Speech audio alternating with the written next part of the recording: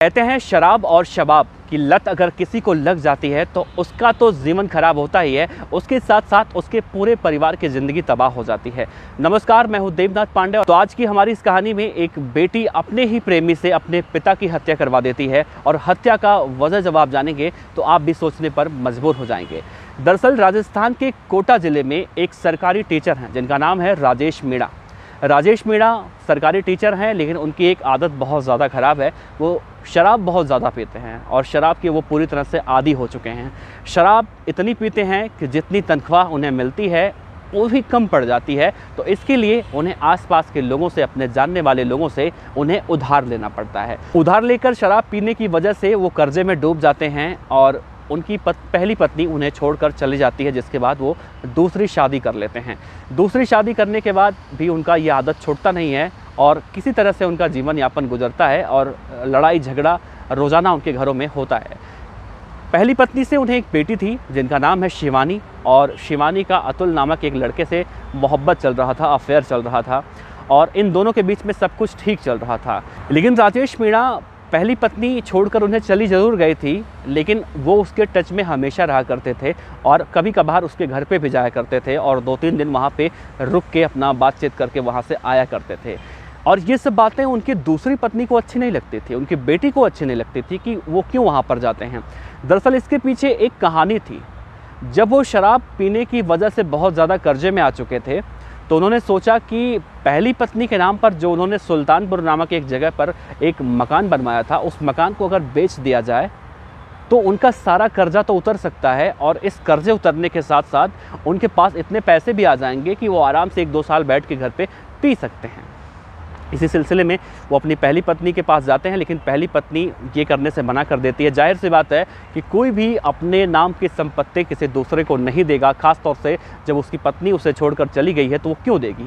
ये सब बातें बेटी को भी बहुत ज़्यादा बुरा लगता है और दूसरी पत्नी को भी बहुत ज़्यादा बुरा लगता है और बेटी सोचती है कि अगर ऐसा हो गया तो हम लोग क्या करेंगे।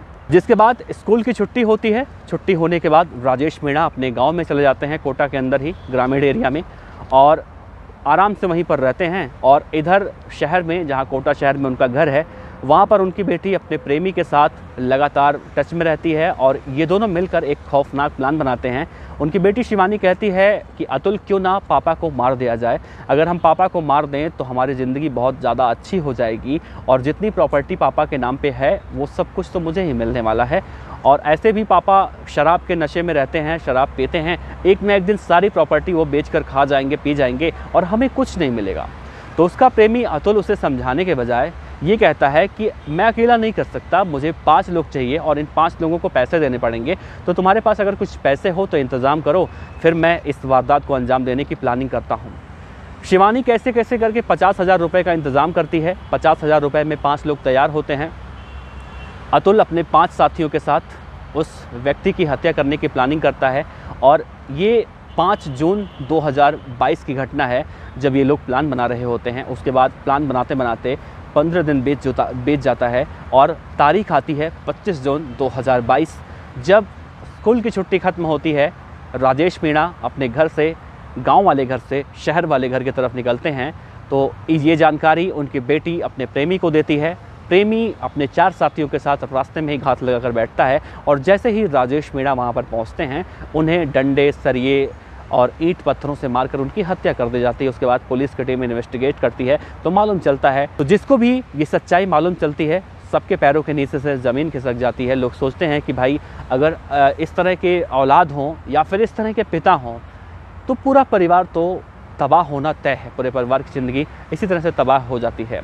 तो इस कहानी को समझाने का मतलब ये है कि अगर उसके पिता भी सही होते, उसकी बेटी भी सही होती, पहली पत्नी भी सही होती, दूसरी पत्नी भी सही होती, यानी कि उसका पूरा परिवार अगर सही होता तो ही उसकी ज़िंदगी अच्छे से चलती, उसकी ज़िंदगी में दिक्कतें नहीं आती। तो अच्छे परिवार को सही से चलाने के लिए पूरे परिवार का ये दायित्व होता है कि पूरा परिवार उस जिम्मेदारी को समझे।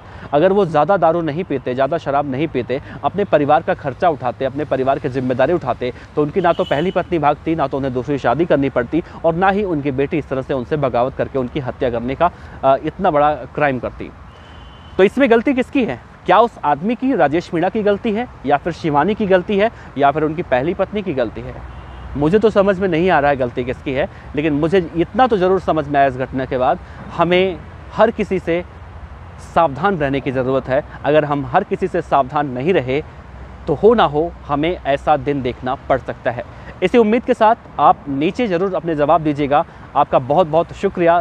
साथ ही हमारे चैनल को अगर आपने सब्सक्राइब नहीं किया, सब्सक्राइब कर लीजिए। और आप जिस तरह से लगातार प्यार देते हैं ऐसे ही प्यार देते रहिए। आपका बहुत बहुत दिल से शुक्रिया। नमस्कार।